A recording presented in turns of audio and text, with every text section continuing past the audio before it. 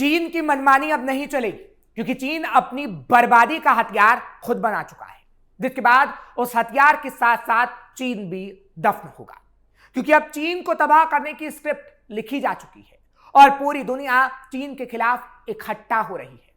आज का चिट्ठा खोलेंगे कि कैसे चीन पूरी दुनिया पर राज करने का ख्वाब देख रहा है, लेकिन उसे भारत कैसे मिट्टी में मिला देगा।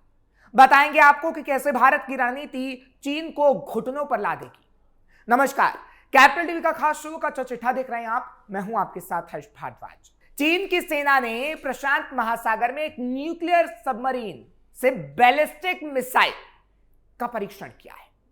चीन की सरकारी एजेंसी शिन्हुआ के मुताबिक मिसाइल में डमी वॉरहेड लगाया गया था और इसे अंतरराष्ट्रीय जल क्षेत्र की ओर दागा गया।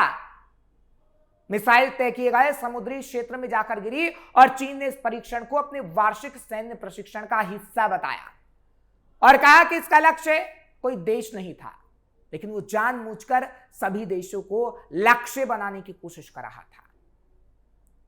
और इसी से चीन का कच्चा चिट्ठा खुल गया कि कैसे वो दुनिया पर राज करने की कोशिश करना चाहता है और कैसे दुनिया के खिलाफ एक साजिश रच रहा है, जिसकी जद में अमेरिका जैसा सुपर पावर देश भी आएगा। इस वक्त दुनिया में काफी हलचल मची हुई है। हालांकि इस परीक्षण के बाद कई देशों ने चीन को रोकने की बात भी की है और तो और अमेरिका भी चीन की इस हरकत से आगे बबूला है, लेकिन भारत ने चीन की इस हरकत का जवाब देने की पूरी तैयारी कर ली है और अब चीन के खिलाफ दुनिया एकजुट हो रही है। किन देशों ने चीन को लताड़ा? Australia, Japan, New Zealand, America. इतना ही नहीं, सुपर पावर देश ने चीन पर पूरी नजरें गड़ाए रखी हैं, क्योंकि चीन ने जो किया है वो बेहद खतरनाक है, जो कई देशों को अपनी जद में ला सकता है। जो परीक्षण चीन ने किया, सैन्य विज्ञान की भाषा में जमीन से मिसाइल दागने की तुलना में समंदर के नीचे छिपी पनडुब्बी से बैलिस्टिक मिसाइल दागना कई गुना ज्यादा खतरनाक माना जाता है।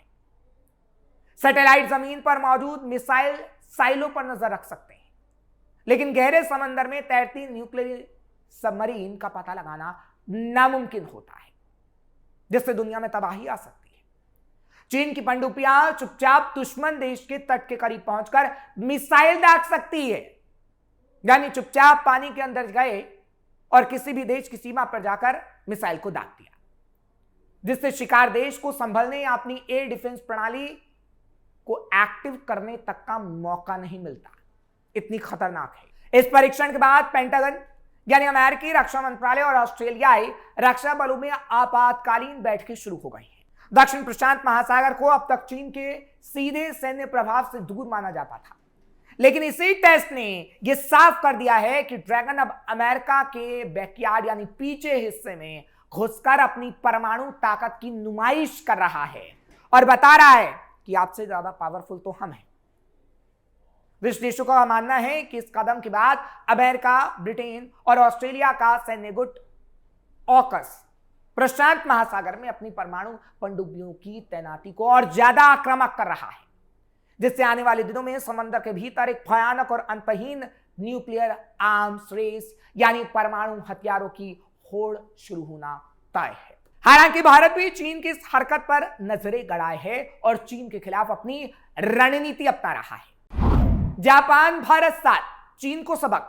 बात सिर्फ अगर भारत की करें तो भारत हमेशा से चीन को लाल आंख दिखाते रहा है और चीन के इस परीक्षण की भनक सबको थी। इससे चीन के खिलाफ सभी देश अपनी अपनी रणनीति बना रहे थे और जापान के साथ भारत ने भी मिलकर कुछ ऐसा ही किया। भारत और जापान की हाल की बातचीत का एक बड़ा कारण यही है कि दोनों देश हिंद प्रशांत क्षेत्र में चीन के बढ़ते प्रभाव और दबाव को लेकर काफी चिंता में थे। जापान के लिए चीन सबसे बड़ा रणनीतिक चुनौती क्षेत्र है, क्योंकि पूर्वी और दक्षिणी चीन सागर में उसकी गतिविधियां लगातार चिंता को बढ़ा रही हैं। इससे जापान भारत को एक ऐसे साझेदार के तौर पर देखता है जो एशिया में शक्ति संतुलन बना सके और समुद्री मार्गों की सुरक्षा में मदद कर सके, ताकि चीन अपनी मनमानी ना कर पाए। भारत के लिए भी चीन फैक्टर अहम है, लेकिन उसका स्वर थोड़ा सा अलग है। भारत सीधे टकराव से बचते हुए रणनीतिक स्वायत्ता रखता है। फिर भी वो चाहता है कि हिंद प्रशांत में कोई एक देश दबदबा बना ले। इसी वजह से भारत जापान सहयोग सिर्फ कूटनीतिक नहीं बल्कि एक सुरक्षा जरूरत भी बन गया है। हालांकि आपने देखा कि कैसे प्रधानमंत्री नरेंद्र मोदी और जापान के बीच सुरक्षा सहयोग बढ़ा, और इसी वजह से बढ़ा क्योंकि चीन लगातार ऐसी कोशिश कर रहा है ताकि दूसरे देशों को दिक्कत हो जाए, और इसलिए कई मुद्दों पर खुलकर बातचीत हुई है। जापान की बात करें तो जापान किस तरीके से भारत के साथ खड़ा है ये उसने दिखा दिया। जापान की free and open Indo Pacific सोच भारत के साथ रक्षा और समुद्री सहयोग और सप्लाई चेन को सुरक्षित करने की कोशिशें ये जता रही हैं कि कैसे रणनीति तैयार हो रही है और चीन की बढ़ती ताकत को किस तरीके से रोकना है। भारत और जापान का चीन फैक्टर पर मेल पूरी तरह एक जैसा नहीं। जापान अमेरिका के साथ औपचारिक गठबंधन में है, जबकि भारत ऐसा नहीं, और वो टकराव से बचते हुए संतुलन बनाए रखता है। इसलिए दोनों की साझा चिंता तो है, लेकिन रणनीतिक भाषा और सीमा अलग अलग है, और चीन का दबाव कम करने को लेकर रणनीति आप कह सकते हैं कि एक जैसी है, ताकि चीन किसी पर ज्यादा दबाव न बना सके। क्वाड देशों की रणनीति से भी घबरा है चीन। ये तो बात भारत जापान की हुई कि कैसे चीन को सबक सिखाने की रणनीति बनी है, लेकिन अब क्वाड का भी जिक्र करते हैं जिससे चीन हमेशा से खार खाए रहता है, क्योंकि इस क्वाड के होते हुए प्रशांत महासागर में अपनी मनमानी कभी भी चीन नहीं कर सकता। क्वाड से क्यों चिढ़ता है चीन? चीन की आक्रामकता के चलते उसके पड़ोसी मुल्कों में जो एकजुटता है उससे चीन का चिंतित होना लाजमी है। क्वाड संगठन से चीन की विस्तारवादी योजना पर विराम लग सकता है। चीन को घेरने के लिए भारत, जापान, अमेरिका और ऑस्ट्रेलिया के साथ हिंद प्रशांत क्षेत्र के 13 देश भी पिछले दिनों एकजुट हो गए थे। इसके साथ भारत और जापान की गाढ़ी दोस्ती जो हो रही है वो भी चीनी हितों के प्रतिकूल है, इसलिए चीन चिढ़ता है। क्वाड 4 देशों का संगठन है, अमेरिका, जापान, ऑस्ट्रेलिया और भारत। इन चारों मुल्कों से चीन के संबंध अच्छे नहीं। भारत के साथ सीमा विवाद को लेकर और हिंद प्रशांत क्षेत्र में चीनी आक्रामकता को लेकर अमेरिका, जापान और ऑस्ट्रेलिया के साथ संबंध काफी तल्ख हो चुके हैं। चीन के आक्रामक रुख का जवाब देने को ही एक जैसी सोच रखने वाले मुल्क साथ आए।